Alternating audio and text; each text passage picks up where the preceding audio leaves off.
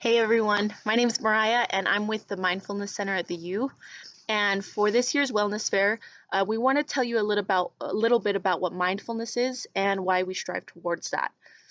And since this year's theme is wellness beyond whiteness, we want to focus specifically on how mindfulness can play a really important part in healing ourselves and in healing our communities in a time where racial injustice is especially rampant and various communities are hurting as a result. So, just a couple things I want to cover are just what mindfulness means, why we want to be mindful, what some of the benefits are, how we can be mindful, and maybe some habits or tips that can help with that. And lastly, how we can utilize what we've learned to take a more compassionate approach towards ourselves and others, particularly where race and race issues are concerned. So, if you've heard of mindfulness, you probably know that it's really commonly associated with some other practices and philosophies that originated in the East, many of which have a history of being appropriated and misrepresented. So, because of this, much of what we learn surrounding mindfulness has been filtered through kind of a Western lens, including parts of my own understanding. So, in addition to providing some suggestions and resources that we hope are more broadly accessible to folks, we really want to make sure we're acknowledging and honoring those roots and those cultures from which these practices stem. There are always a lot of really great resources outside of this, and we always encourage you to take advantage of those. So, what is mindfulness? In the simplest terms, it can be described basically as a state of being acutely aware of the present moment. So, where you are, what you're doing, how you feel. And what we frequently fail to realize is that in our daily lives, and this is particularly true in the West, I think, where everything is so high paced, we have a tendency to reside mentally in either the future or in the past, but rarely in the immediate moment where we're at. And that's not always a bad thing, since, of course, envisioning the future allows us to plan and acknowledging the past allows us to grow. But when we're incapable of disconnecting ourselves from all of that and finding a baseline of here and now, we're more prone to anxiety, depression, overall mental and emotional distress, and judgment.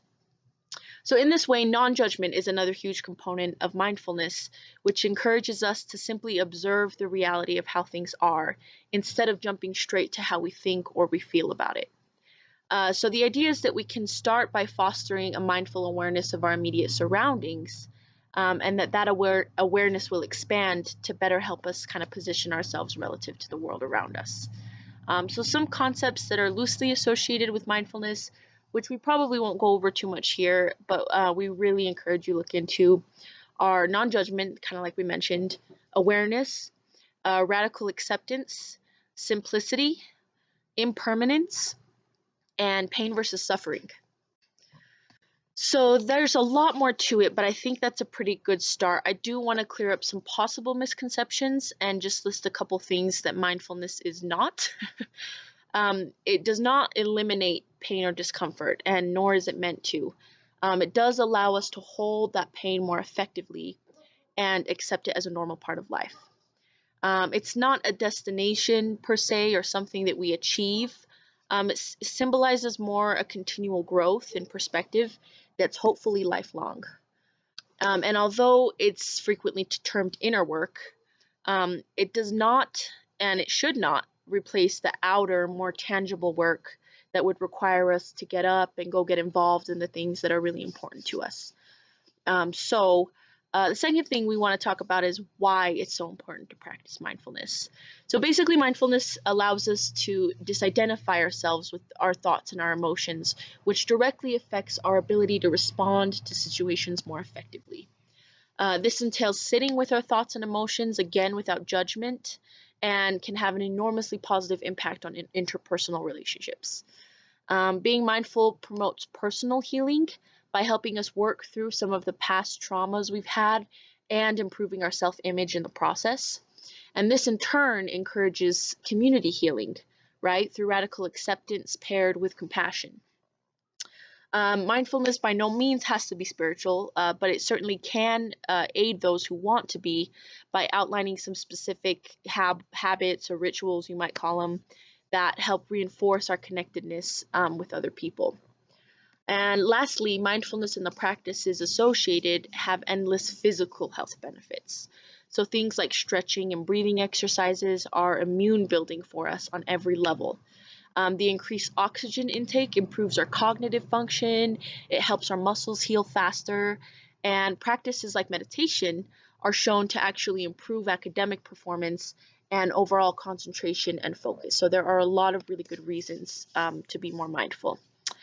So how do we do it? There are countless ways that I couldn't possibly cover in one video, but we want to talk about maybe a couple of the more common ones. Um, Really, any sensory awareness practice, so meaning focusing on the senses, touch, taste, texture, smell, temperature, color. Some people like to focus on these things while they're eating a meal. Some people try to take cold showers instead of hot showers. You might even decide to brush your teeth every morning with your left hand instead of your right hand. But really, anything that draws your pointed attention to a routine thing that you rarely think about by using the senses can be considered mindful. So another habit we briefly mentioned already is breathing exercises. So this only takes a few minutes of your day to build a sustained practice, and there are countless health benefits associated. But more than anything, it's a tactic that can immediately center you back to the now, just due to its nature, right? So you might be ruminating on something that happened or stressing about something that's gonna happen, but you can't ever breathe in the past or the future, right? You can only ever breathe in the now. So if you draw your attention back to your breath, it immediately brings you back to the now. Another common mindfulness building skill is yoga. That's a really popular one, but really any exercise or even just stretching can help with this. It basically utilizes our physical awareness. And with practice, it strengthens our mind and body connection, which can be pivotal for people who struggle with chronic pain. This also releases stress and trauma that's physically held in the muscles and the joints. And the last thing that can really help build this practice, probably one you've heard of before, is meditation. There's actually no requirement to this at all, other than that you're allocating a specific time and place to observe the mind and its thought processes. So this helps us practice being non-judgmental with ourselves. Many guided meditations begin by encouraging a physical awareness of your surroundings and slowly turning that awareness inward. So the goal is to simply observe our minds with meditation. Now that we kind of hopefully have a little bit of a better idea of what mindfulness is, we really want to make sure we bring it full circle and talk about how altering our attitudes through mindfulness can be really useful in responding in a cultural climate that is burdensome and heavy, especially lately, and honestly just very hostile for a lot of communities right now. And we really feel like in order to do that, we need to get a little bit more specific. So we have the Black community, to give maybe the most immediate example, who've been the historical targets of state violence, and their protests this year especially have been met with more violence than ever. In addition to that, we see a rise of the COVID pandemic, which came with a rise of anti-Asian rhetoric, which negatively impacts their social standing and in many cases their physical safety as well, on top of a contagious virus. In recent years, we've seen continued perpetuation of xenophobia, which targets immigrants and refugee communities, right? And on top of all of it all, we are dealing as a country with some economic realities that disproportionately affect Black, Indigenous, people of color.